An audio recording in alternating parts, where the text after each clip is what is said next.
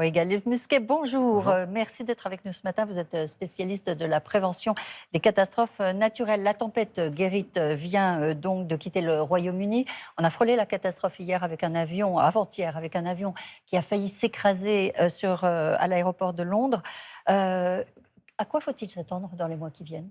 Alors, sur les prévisions, en tout cas en France, de Météo France, on a de plus en plus de certitudes là sur les 3 prochains mois. Jusqu'en mars? Que, voilà, jusque donc, janvier, février, mars, que l'hiver sera malheureusement plus doux, et donc un peu plus chaud évidemment, malheureusement, que les moyennes de saison qu'on a l'habitude d'avoir.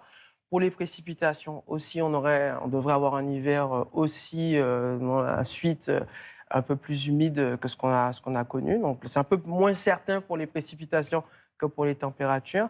Mais on a besoin de ce type de dépression, justement, parce qu'on a eu malheureusement des sécheresses qui se sont succédées ces dernières années. Et hier, une avalanche s'est produite à Saint-Gervais.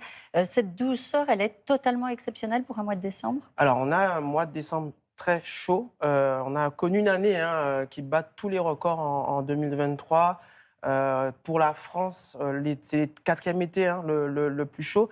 Alors, ça a été marquant parce qu'on a eu des canicules, ces températures un peu élevées, mais ça n'est pas bon non plus l'hiver. Il faut qu'il fasse froid pour la végétation, pour nos agriculteurs, pour des insectes aussi qui doivent mourir l'hiver, Ouais. pour éviter malheureusement d'impacter nos forêts. Gaël, ça veut dire qu'on doit mettre un trait sur la neige à Noël. Certaines villes comme Besançon, par exemple, n'ont pas vu une goutte de neige depuis 2010.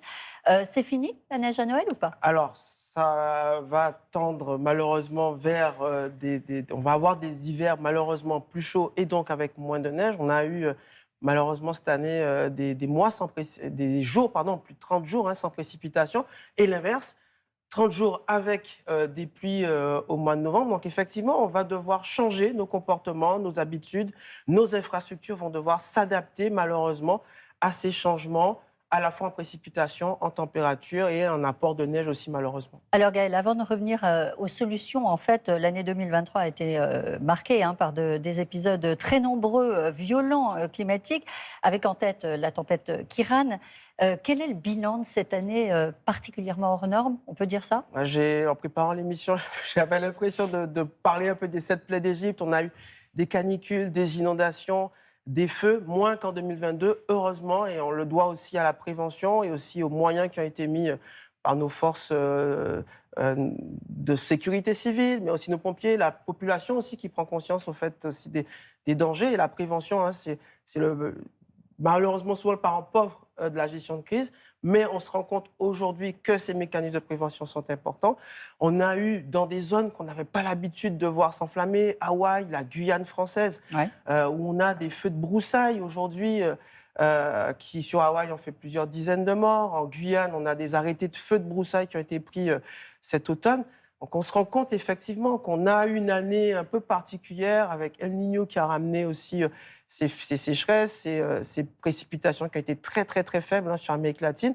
Des règles de dépression qu'on a eues avec Kiran, avec Domingos, qui ont Qui se fortement sont impacté, enchaînés, qui se de sont toute enchaînés façon. tout à fait, à la fois des vents violents, mais aussi des précipitations extrêmement importantes. Mais avant ça, souvenez-vous, au mois de mai, au mois d'avril, au mois de juin, l'inquiétude du BRGM, par exemple, c'était qu'on ait une saison estivale très sèche, avec des sécheresses qui se sont étalées sur plusieurs mois, voire plusieurs années dans certains territoires. Alors, vient de s'achever la COP28. Ça sert encore à quelque chose, ces grands sommets mondiaux avec des politiques qui changent, des chefs d'État, des chefs de gouvernement qui changent régulièrement. Et ce sont eux qui prennent les décisions, justement, dans ce type de sommet. Chaque réunion est importante. C'est toujours important que l'humanité se réunisse pour parler de ces sujets d'intérêt général et commun. On a des sommets qui ont permis à l'humanité de s'organiser. La CMR 23 aussi à Dubaï pour, par exemple, la gestion du spectre radio avec des intérêts économiques très puissants.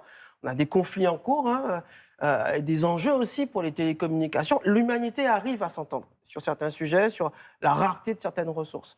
Il n'y a pas de raison que sur le climat, on n'y arrive pas. Moi, je suis plutôt friand d'autres accords comme le cadre d'action de Sendai 2015-2030 pour la prévention et l'adaptation face au réchauffement climatique et aux catastrophes naturelles en général. Bon, vous disiez, l'humanité est capable donc de s'organiser, de s'adapter. Ça veut dire que ça se fait aussi et surtout à l'échelle locale et pas seulement à l'échelle mondiale? Tout à fait. Il faut qu'au niveau local, on connaît le GIEC, Au niveau international, on a des déclinaisons dans les régions, les Grecs, qui sont en fait des groupes de scientifiques qui travaillent justement sur l'impact du réchauffement climatique sur les régions. On a des documents, les DDRM, les documents départementaux des risques majeurs, les PFMS, les plans familiaux de mise en sûreté. Notre pays est un pays riche qui a beaucoup documenté les catastrophes qui ont jalonné les territoires, qui permet aux citoyens, aux collectivités de s'organiser aujourd'hui. On en est où justement de la gestion du risque proprement en France?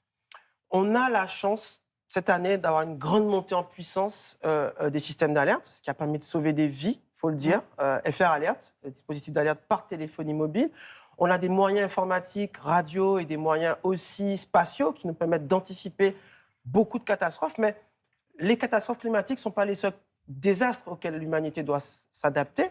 On a aussi des catastrophes géologiques, Marrakech, la Turquie, la Chine aussi récemment, qui ont été victimes de séismes. On a potentiellement des tsunamis sur toutes les zones, tous les bassins maritimes. Donc on doit aussi, compte tenu de ces catastrophes géologiques, l'Islande avec son volcan, être encore plus rigoureux sur le réchauffement climatique et catastrophes qu'on peut anticiper. Oui, cette gestion du risque, justement, elle n'est pas la même partout dans le monde. Tout à fait. On a 30% de la population mondiale qui n'a pas accès aujourd'hui à des systèmes d'alerte précoces. Très important que les pays riches puissent, et ça fait partie aussi des négociations des COP, que les pays pauvres puissent aussi disposer des transferts technologiques, la production d'énergie, l'atténuation des émissions de gaz à effet de serre, mais aussi de la protection des populations. Oh, le mot de la fin pour vous, puisque vous êtes plutôt un optimiste. Oui, l'année 2023, sur le plan climatique, c'est quoi le risque? C'est de s'habituer? Il faut rester vigilant. Dans l'histoire de l'humanité s'est adaptée. Il faut que ces enfants puissent aussi avoir des formations qui leur permettent d'avoir des métiers qui permettent de s'adapter à ces changements. Merci beaucoup, Gaël Musquet, d'avoir été avec nous ce matin. Merci.